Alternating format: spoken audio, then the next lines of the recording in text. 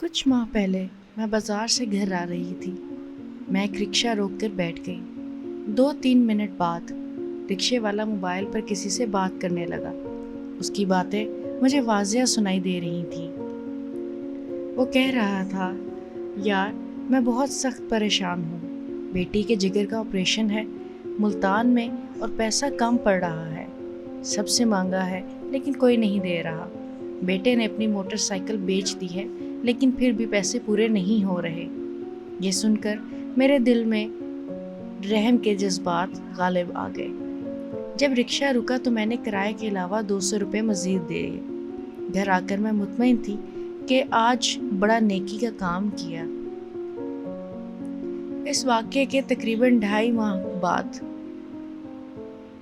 इत्तफाकन फिर वही रिक्शे वाला मुझे नज़र आया। इस बार भी बाजार से घर आ रही थी और मैं इसी रिक्शे में बैठ गई।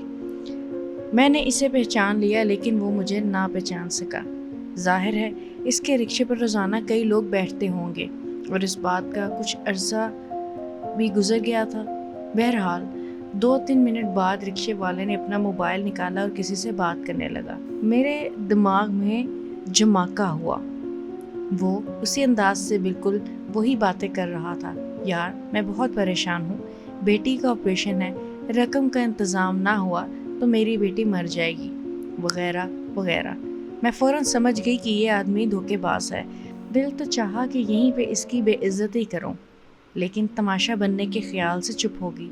मैंने फ़ौरन इसे रिक्शा रोकने का कहा और मुनासिब किराया देकर दूसरे रिक्शे में चले गई। एक और वाक़या सुनिए। बकर ईद के मौके पर जब हमारा बकरा ज़िबा हो गया तो अम्मी ने सारा गोश्त एक बड़े थाल में रखवा दिया। जो मांगने वाले आते अम्मी उनको थाल से गोश्त उठा कर दे देती। मैं भी अम्मी की मदद कर रही थी। बकर ईद ऐसा मौका होता है कि किसी सवाली को ठुकराना बुरा लगता है। कोशिश यही होती है कि ज़्यादा से ज़्यादा गुरबा और मुस्तहिक लोगों तक गोश्त पहुँचे।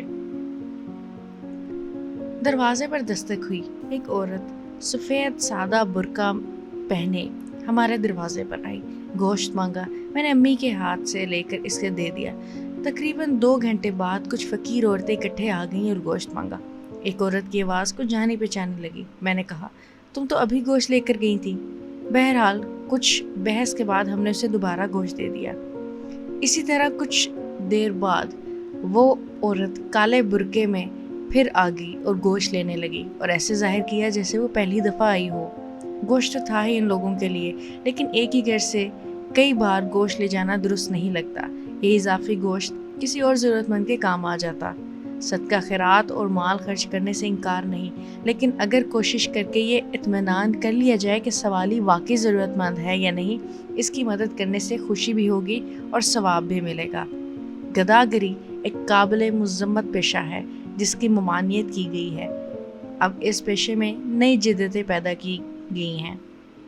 मैं आपको अपनी ज़िंदगी के 2 सच्चे वाक़यात से आगाह किया। शायद आप किसी के आगे बेवकूफ़ बनने से बच जाएं। शुक्रिया।